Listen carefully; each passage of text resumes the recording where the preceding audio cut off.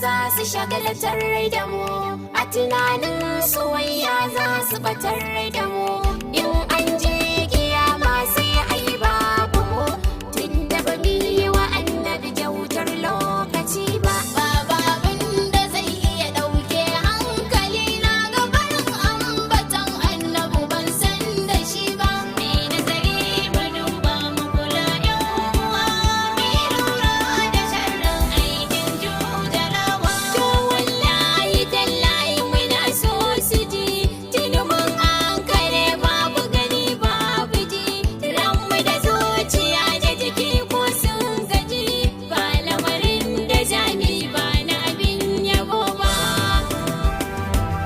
Komai masu kawo za mu biyar da shi, za mu yi wa ma'aiki amfani da shi, juyin zamanin ma duka mun mai da shi, canzawar bai wuce hidimar shugabawa. Ni in zan yi tatin Annabi zan faɗa, kuma in zan yi postin shi zan shimfiɗa, in ta rubuta girmansa idan an biɗa, dan shi ne abin da na san ba zan bari ba. Mai user profile sunansa ne, bibina akan bibi lamarinsa ne, kai har ma status ɗina nasa ne, ko da zan yi update bai wuce Fadima ba.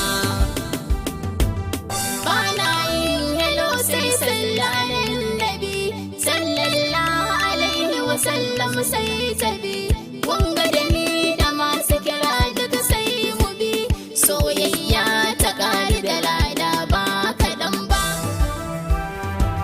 Bana Facebook ni sai dan shugaba, in ka ga na yi kwamento Annabi zan yaba, laikin ko kwatagin ba dan ɗaha ba, ni ma ba da ni ba zan iya bin zato ba. Babu abin da zai iya ɗauke hankali na ga barin ambaton Annabi ban san da shi ba.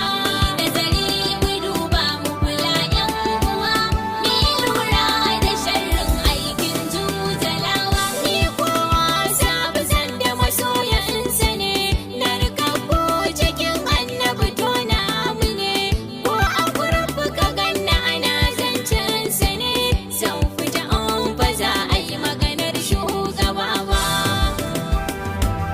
Daga na doshe YouTube ba azizan kwaba, ko kwayaban ma'aiki wanda ya sharafa, jirman zamani kaf sai dai na yi kwafa, zan yi abin daren gobe ba zan sha wuya ba. Wasu na sauya hoton su na surar jiki, ko wani in suna so ko taron biki, ni kan Instagram ba ni da mallaki, sai sunan ma'aiki wa zan dakata ba.